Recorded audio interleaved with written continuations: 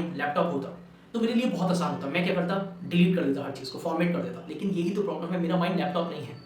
वो इन्फॉर्मेशन, बचपन की जो इन्फॉर्मेशन है, जो नॉलेज है, जो मेमोरी मेरी बन गई है, वो अभी तक मेरे माइंड में है और वो इतनी आसानी से नहीं जाएगी। इसलिए हमारे साथ जो भी इंसिडेंट होता है वो सब घूमता रहता है, कचरा बन गया एकदम, है ना। सब थॉट्स घूमते रहते हैं, हम पागल हो गए। डोंट टेक थिंग्स पर्सनली, यह बहुत बड़ा माइंडसेट है जो आपको एनकरेज करता है उन सब चीज़ों से बचने के लिए जो आपको इमोशनली कमज़ोर कर रही है और इमोशनली वीक बना रही है। यानी अगर आप इस माइंडसेट को डेवलप करते हैं तो आपका जो आउटर फैक्टर है या जो दूसरे के ओपिनियन है उनका आपके ऊपर कोई इम्पैक्ट नहीं पड़ता।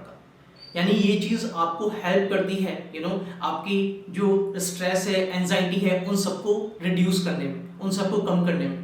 बिकॉज हमने अक्सर देखा है कि हमें दूसरे के ओपिनियन का बहुत ज़्यादा इम्पैक्ट कहीं ना कहीं हमारे ऊपर पड़ता है। हम हर चीज़ को पर्सनली ले जाते हैं, जो कि बहुत गलत है।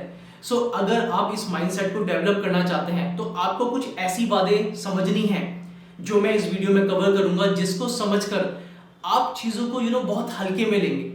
आपको लगेगा आपकी जो एनर्जी वेस्ट हो रही थी दूसरे की बात को सोच सोच के, समझ के, वो फिर वेस्ट होना बंद हो जाएगी और आप लाइफ को बहुत लाइटली लेंगे, उनकी बातों को लाइटली लेंगे और आप अपने काम पर फोकस करेंगे और आगे ग्रो होते चले जाएंगे। सो अब हम इस वीडियो में एक एक पॉइंट्स कवर करते हैं और समझते हैं कि कैसे हम ये माइंडसेट डेवलप करें जो हमको आउटर फैक्टर से बचाएगा।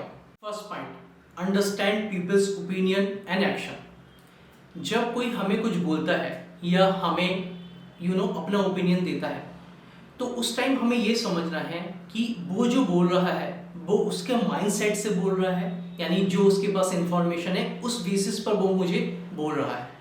अब इसकी वजह से अगर मैं परेशान हो रहा हूँ, यानी चीज़ों को मैं पर्सनली ले रहा हूँ, उसकी बातों को या उसके ओपिनियन को, तो ये मेरी प्रॉब्लम है। ये आप तभी समझ सकते हैं जब आप अपने आप को अंडरस्टैंड कर पाएंगे, अदरवाइज ये इतना आसान नहीं है। जनरली हम यही करते हैं कि दूसरे की बातों को और दूसरे के ओपिनियन को बहुत ज़्यादा पर्सनली ले जाते हैं, जिस वजह से हम बहुत ज़्यादा हर्ट होते हैं और हम अपने आप पे गुस्सा करने लगते हैं, अपने आप में परेशान हो जाते हैं। इसलिए आपको समझना है, जब आपको कोई कुछ बोलता है या ओपिनियन बोलता है तो उस टाइम आपको अच्छे से सुनना है, समझना है और बोलना है कि ये उसका ओपिनियन है, ये उसका माइंडसेट है, इसलिए वो ऐसी बात कर रहा है। Okay, so remember this point. Second point, avoid jumping to conclusions. जब भी हमारे साथ कुछ होता है जिसको हम बहुत ज़्यादा पर्सनली ले जाते हैं, उस टाइम पर बहुत इजी होता है कि हमारे अंदर एंजाइटी आ जाती है, हमारे अंदर इमिडिएटली सेल्फ डाउट आ जाता है, जिससे हम डायरेक्टली रिजल्ट तक पहुंच जाते हैं। यानी हम दूसरे बंदे के ओपिनियन को समझकर अपने ओपिनियन के बेसिस पर उसको जज करने लगता है। सो ये बहुत ही ईजी है कि जब आपके साथ कुछ होता है जिसको आप पर्सनली लेते हैं, आप बहुत जल्दी कंक्लूजन तक चले जाते हैं, रिजल्ट तक चले जाते हैं, जिसकी वजह से आपके अंदर अननेसेसरी स्ट्रेस पैदा होता है, एंजाइटी पैदा होती है।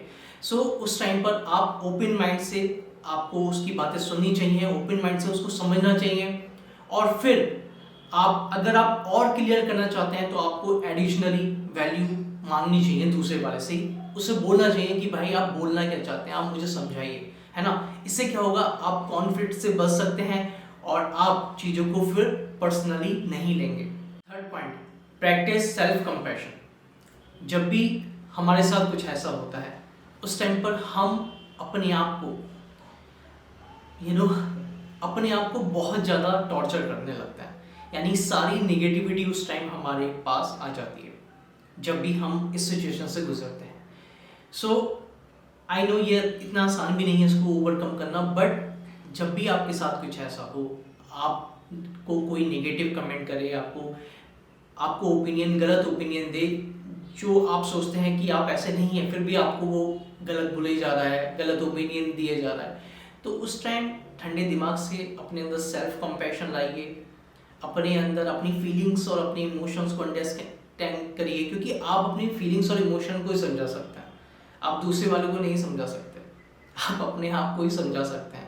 इसलिए अपनी फीलिंग्स और इमोशंस को अंडरस्टैंड करिए और अपने अंदर एक कंपैशनेट लाइए और दूसरे के लिए भी एक कंपैशन लेके आइए, जिससे आप देखेंगे कि आप इस सिचुएशन से बाहर आ सकते हैं। Fourth point, focus on what you can control. जब भी हमारे साथ कुछ ऐसा होता है वहाँ पर हमारे पास टू ऑप्शंस रहते हैं।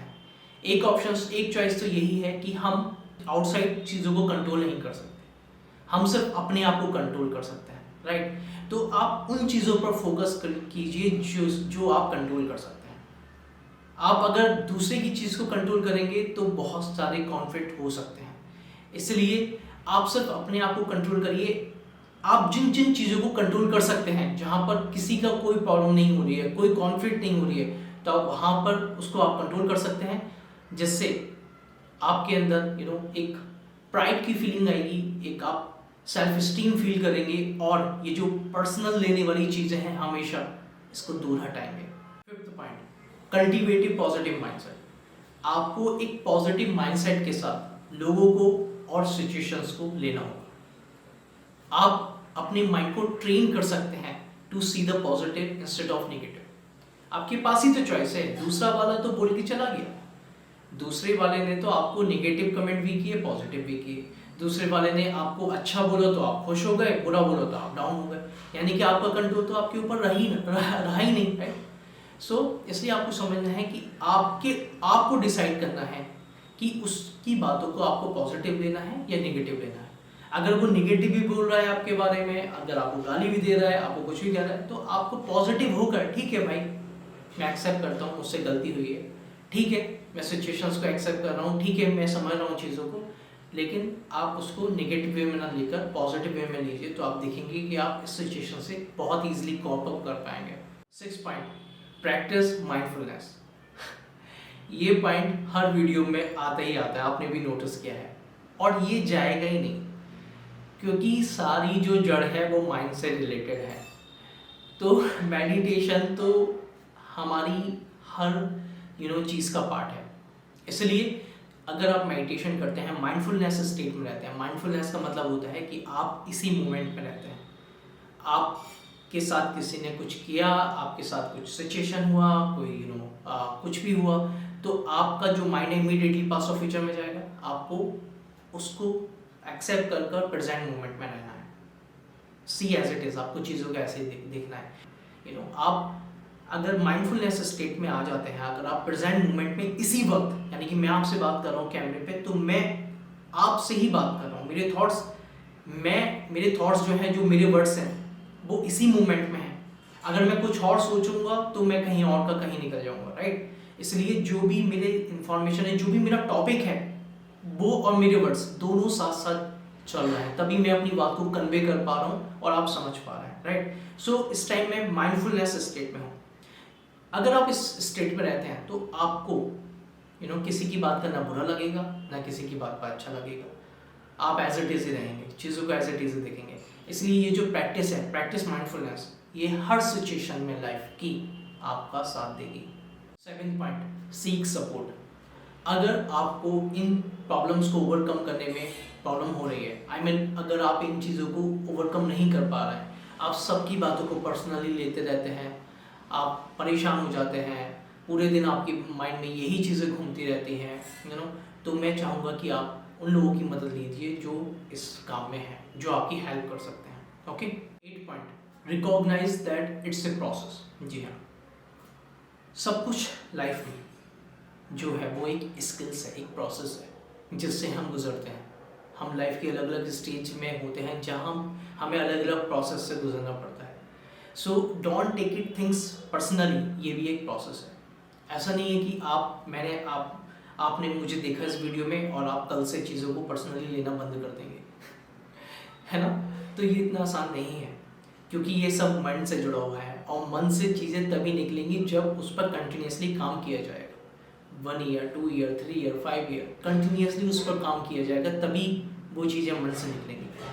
अगर मैं बोलूँ, मैं अगर लैपटॉप हूँ, फॉर एग्जाम्पल, अगर मेरा माइंड लैपटॉप होता तो मेरे लिए बहुत आसान होता। मैं क्या करता, डिलीट कर देता, हर चीज़ को फॉर्मेट कर देता। लेकिन यही तो प्रॉब्लम है, मेरा माइंड लैपटॉप नहीं है।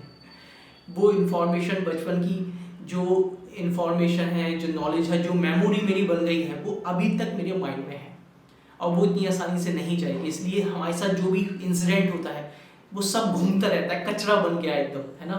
सब थॉट्स घूमते रहते हैं, हम पागल हो गए एक तरीके से। इसलिए आपको समझना है कि ये जो कचरा है, ये जो चीज़ है, उनको हटाने में टाइम लगता है। ये प्रोसेस है, एक दो दिन का खेल नहीं है।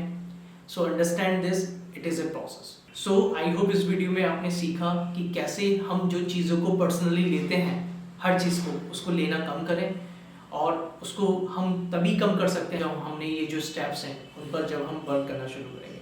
अदरवाइज ये इतना आसान प्रोसेस नहीं आगे। Okay, thank you so much.